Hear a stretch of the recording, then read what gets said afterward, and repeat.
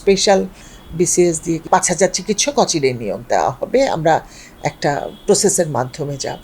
এখন পর্যন্ত কোনো রোড ম্যাপ করা হয় নাই।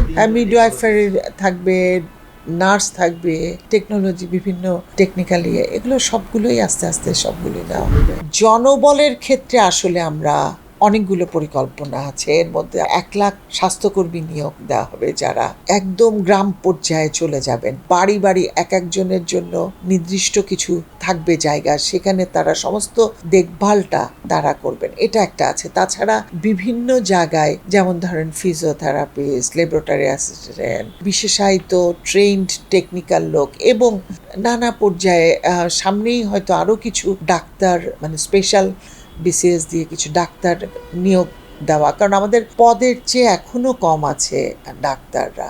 শুধু ডাক্তার দিয়ে তো হয় না, একজন ক্লিনার থেকে শুরু করে ডিরেক্টর সমস্ত কিছুর উপরে কিন্তু একটা হসপিটাল নির্ভর করে। যে সমস্ত হাসপাতাল কিছু তৈরি হয়েছে, তৈরির পর্যায়ে আছে, সেগুলোকে আমরা জনবল দিতে পারলে আমরা হয়তো জনবল এবং কিছু লজিস্টিক এটা যদি দেওয়া যায়, তাহলে কিন্তু আমরা অচিরেই মানুষের কর্মসংস্থানও হবে এবং আলটিমেটলি স্বাস্থ্যের এক ধরনের পজিটিভ ইম্প্যাক্ট ফেলবে। সে বিষয়ে আমাদের পরিকল্পনা আছে। ৫,০০০ চিকিৎসক অচিরেই নিয়োগ দেওয়া হবে। আমরা একটা প্রসেসের মাধ্যমে যাব।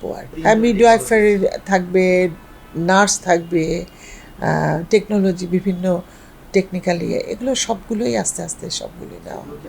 এখনো সময় নির্ধারণ হয়নি, অতি দ্রুত করার চেষ্টা করা হবে। এখনো জুনের আজকে ১৭, এর মধ্যে বাদ আমরা এই সরকার আসলো, আমরা নতুন একটা তো যাচ্ছেই। তো সুতরাং খুব দ্রুত, এবং এই ব্যাপারে আসলে আমাদের আপনারা খেয়াল করলে বুঝবেন যে এই সময় যারা আছেন, যারা আমাদের উপরে মাথা, তারা কিন্তু মানে রাত দিন নিরলস পরিশ্রম করে যাচ্ছেন। এটা আপনাদের বুঝতেই পারছেন। নারী চিকিৎসক বেশি নেওয়া হবে এমন কোনো কথা বলা হয়নি। তবে এটা মাথায় রাখতে হবে, এখন যারা চিকিৎসা শাস্ত্রে পড়তে আসছে, আগে নারীর সংখ্যা কম ছিল, এখন আসলে অনেক পার্সেন্ট নারী। সুতরাং স্বভাবতই নারী বেশি এসে যাবে হয়তো আর কি। নার্সিংয়েও কিন্তু মেল নার্স থাকলেও ফিমেলদের সংখ্যা বেশি।